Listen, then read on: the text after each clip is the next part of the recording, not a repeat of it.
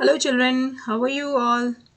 Now today I am here with my another video in which I am going to explain you about the applications of chemistry in our everyday lives.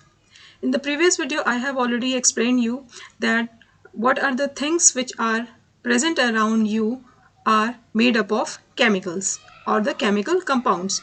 Now in elaboration I will explain you one by one. So children, here first we will talk about the food and the chemistry, that how they both are connected with each other. So many food items are the chemical compounds, either they are obtained naturally or by the artificial means, okay, or we are preparing it. So food preservation means here how to store the food, okay, and this preservation require some chemical compounds so that the microbial, you can say the microorganism should not grow into it if we are storing it, okay, and it should be very safe for the consumption also, okay. So just like the pickles are present at your home, and once it is prepared, it is used for the whole year, okay.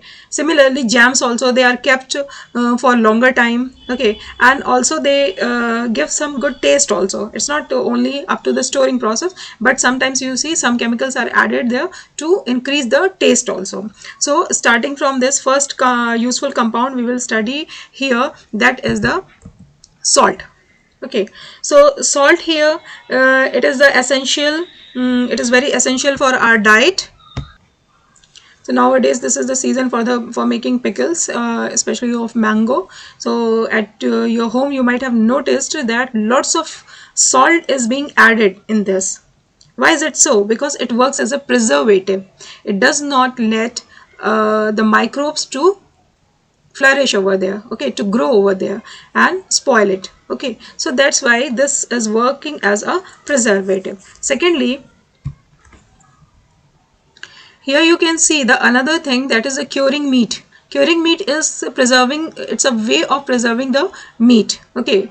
So for that purpose, the high amount of salt is mixed into it so that the microbes should not flourish over there, should not grow over there, okay, and they should not spoil the food, okay, and it can be stored for longer time. Children, once I want to show you that what are the major natural preservatives, that is the common salt, sugar, honey, vinegar, vegetable oil and spices. And if you will notice that in the pickles, you will find that common salt is there, okay. Then vegetable oil, lots of oil is also being put in the pickle, okay. So and this whole pickle is dipped into the vegetable oil, so there also the vegetable oil is working as a preservative, okay. Apart from that, some spices are also there which are included in the pickles, okay. So these are the natural preservatives. Now here you can see some artificial ones. Preservatives are the benzoic acid and it's sodium salt. So benzoic acid is here for working as a food preservative. Sodium benzoate is also here, and what it does, it prevents the microbial growth and spoilage. And where it is used in oyster sauce, fish sauce, ketchups, what the ketchup you are having every now and then, non-alcoholic beverages, then fruit juices are there, margarine and salad dressings are also there, jams and the pickled products. That children, benzoates, all the benzoates are here. So sodium benzoate is there, okay. Sodium benzoate is used in the soft drinks and the sodas, okay.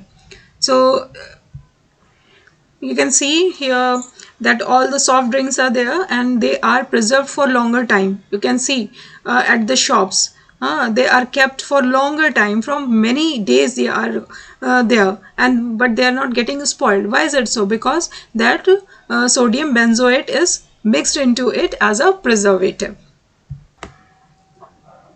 Another is the sugar, okay. Sugar is a sweetened compound mostly obtained from sugar cane juice, okay.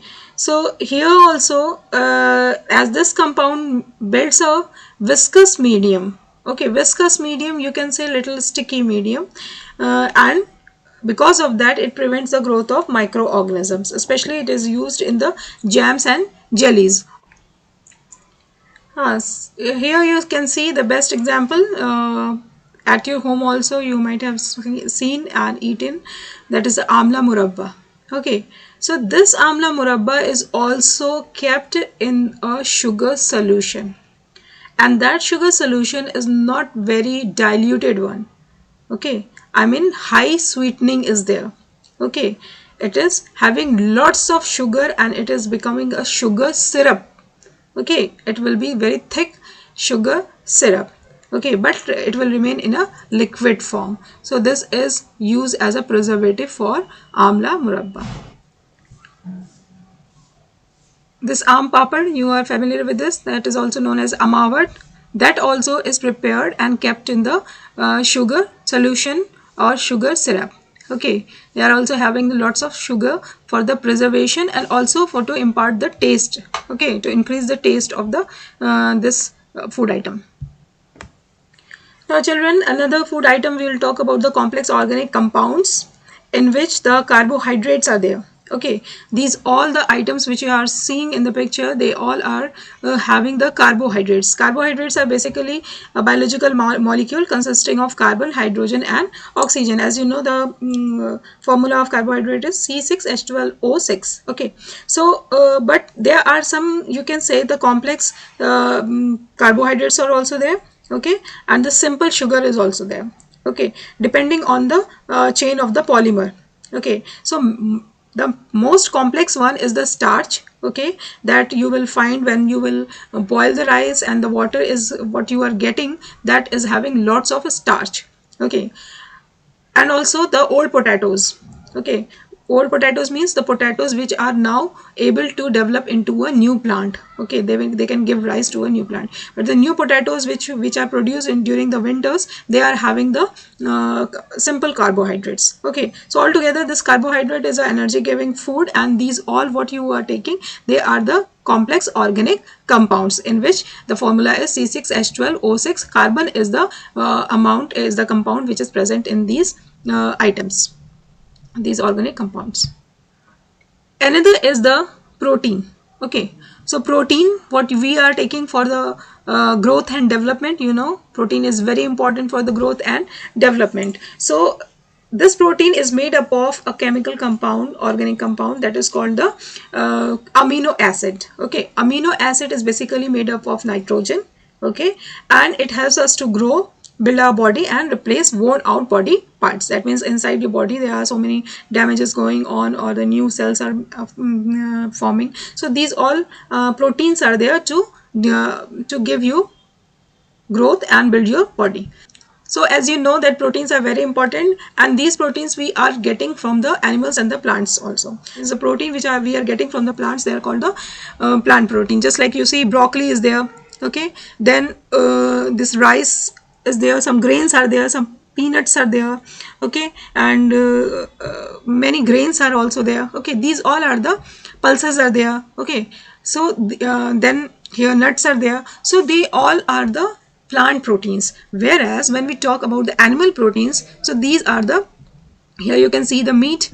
Okay, then the chicken is there, fish is there, prawns are there, egg, milk. These all are the animal protein. That means the proteins which we are obtaining from the animals. So these all are the compounds, organic compounds in which nitrogen is so much. Okay, so students, hope you all have understood the topics. If you have any doubt or question, you can ask in the comment section below, and the remaining topics will be covered in the next videos. Please like, share it with your classmates, subscribe, and don't forget to hit the bell icon so that you can get my latest updates. Thank you and take care.